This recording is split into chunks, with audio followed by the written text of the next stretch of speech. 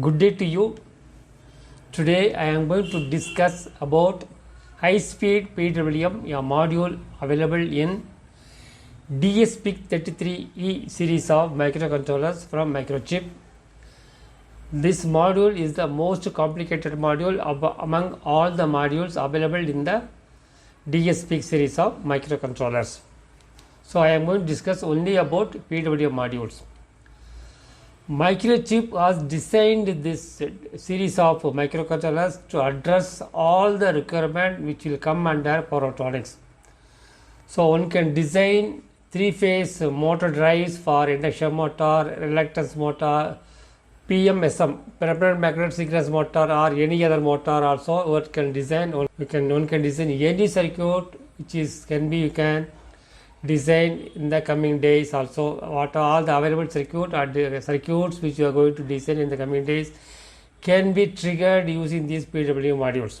So to address all the requirements, to satisfy all the requirements under power electronics, they have made this module a bit quite complicated and more flexible also. The flexibility introduced by Microchip increases the complication. So to understand this module is very difficult. This video is not replacement for the Microchip reference document. This is, we need to help the document. After going through this video, if you read the reference document, it will be very easy to understand what they are discussing. People who do not have much understanding of power electronics, one may find this video a bit easier to understand the HS-PWM module in dsPIC33 series of microcontrollers. Let me explain how complicated this module is. Long ago, I was consulting a company in Chennai. There I was designing a motor controller. I have selected one of the part numbers from Microchip. I don't remember the exact part number which is being considered for the project, but it's a motor control part number. The part number will have MC. MC stands for motor control, dsPIC XX some number, and then MC some number. See, that is the part number of the controller which I have chosen. MC stands for motor control.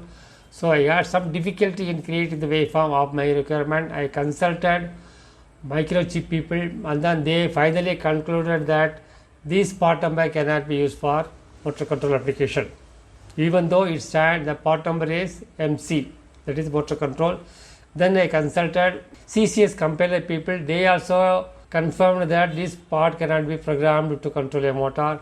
But finally, with the help of my firmware engineers, I am able to program the microcontroller to give the output of my requirement. So that is the level of complication. Even Microchip engineers do not have a complete understanding of how to use this PWM module of Microchip. But here I am going to give you only basic introduction details so that you can understand the reference document from Microchip. So each dsPIC microcontroller will have multiple PWM modules. Depending upon the part number, one can have 11 modules also. Here I am showing PWM 1 to 2 and PWM up to PWM-N. Minimum there will be 3 modules so that you can control one 3-phase induction motor or PWM motor or switched reluctance motor. Up to 11 modules may be available depending upon the part number. I am going to discuss in this video introduction to PWM modules, what is period and duty cycle, what is duty cycle, what is phase angle, complementary mode, dead time, ADC trigger, fault and overcurrent, edge aligned PWM and central aligned PWM. These topics will be briefly touched upon in the coming slides. As I said earlier, each part number will have a minimum of 3 PWM modules. They can be independently controlled. So you can give independent clock source, you can set up independent periods, duty cycle and phase angle.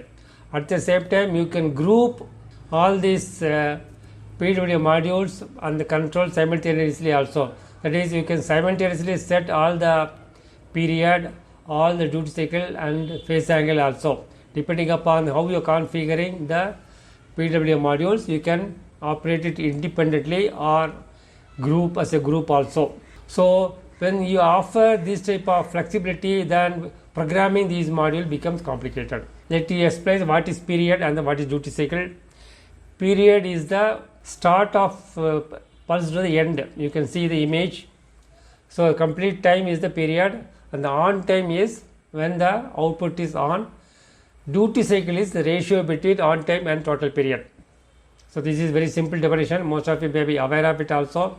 Here giving some more explanation for the duty cycle. By seeing the image, you can understand what is 50% duty cycle, how the waveform will look like, what it will look like at 25% duty cycle, and how it look like at 70% duty cycle. Now you will understand what is duty cycle. By varying the duty cycle, we can control the performance of the power electronic circuits. For example, if you are using a buck converter, this pulse width will determine the output voltage. Higher the pulse width, higher the output voltage. Now I am going to define what is phase angle. Phase angle is the time difference between two signals. So the top signal, bottom signal are having same period and same pulse width, but the time difference of starting point is different. This is called phase angle. For a three-phase motor control, you should have a phase difference of 120 degrees between each phases. This is a push-pull operation. The left side shows the push-pull circuit, and then when Q1 is on, Q2 will be off. The waveform is given as the Q1 and Q2. One can generate this type of signals also very easily. You have to program the mode of operation to push-pull. You can program the output as a complementary. Complementary is when output is high, one output is high, another output is below, and vice versa. So this is a complementary mode. You can program the IC for complementary mode also. There are other two modes are there which I am not discussing it here. Here I am going to explain what is dead time. Assume Q1 and Q2 are the two switches in the left side, left arm. Top one is Q1, bottom is Q2. Due to nature of the switches and inherent properties, when you switch off your MOSFET, it won't be switched off immediately, or when you switch on, it won't switch on immediately. There is some delay, that is called, which is on time and off time. When you switch on Q2 at the same point when you are switching off Q1, there is a chance that both the switches will be on for a certain period. It is obvious in the top two waveforms. When in the top two waveforms, both the switches are partially on or partially off during the transition period. In that condition, what will happen? Heavy current will flow between Q1 and Q2, and they will destroy Q1 and Q2. To avoid this one, some delay is introduced between Q1 switching off and Q2 switching on. This time is called the dead time. So the microchip DSP controllers have provision to program this dead time. All PWM generators in the microchip DSP controllers have a provision to give a trigger to the ADC module.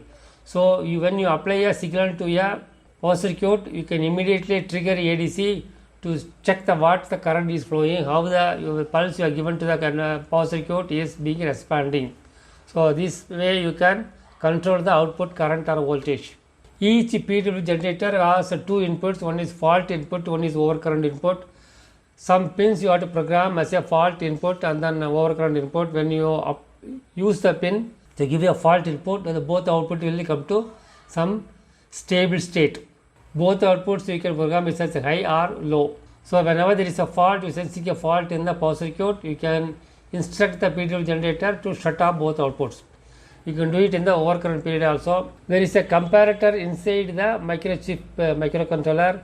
You can give two inputs, and the comparator output can be internally connected to the PWM generator. When the comparator switches states, the output of the PWM generator can be shut down. There are two types of PWM available in the microchip DSP controllers. One is edge aligned PWM, another one is central aligned PWM. In the edge aligned PWM, the pulse will go high as soon as the triangle waveform is going high, and then it will be come to zero when V2 crosses V1. So V1 and V2 will be given to the comparator, and the V3 is the output. This is called the edge aligned. So the output pulse is aligned to the start of the triangle waveform or edge of the triangle waveform. So it's called edge aligned. Another one is a central aligned. So this is a central aligned PWM. The output pulse is aligned center to the triangle waveform. So that is the difference between edge aligned and central aligned PWM. Certain engineers prefer central aligned for their power circuit. So we have seen most of the major features of microchip microcontroller. Now if you go and read the reference document, it may be easier for you to understand. If you have need any clarification, kindly contact me so that I may be able to help you in this video. Thank you for watching.